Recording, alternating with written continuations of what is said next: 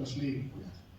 Sotilasurheiluliitto myöntää vuosittain Vaikutusten kenttään -palkinnon. Tänä vuonna Vaikutusten kenttään -palkinto myönnetään Lappeenrannan varuskunnan urheilijoille.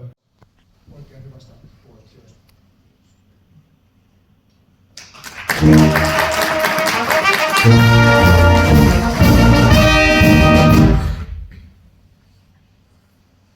Olen erittäin otettu ja samalla ylpeä ja kiitollinen, että Lappeenrannan varuskunnan urheilijat on valittu tämän Suomen sotilasurheiluliiton arvostetuimman kiertopalkinnon saajaksi.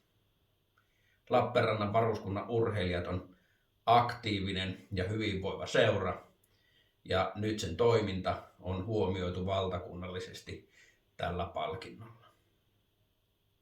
Kiitoksia kaikille seuran jäsenille yhdessä tekemisestä. Meillä on nyt hyvä pössis. Jatketaan sillä samalla tiellä eteenpäin. Kiitoksia.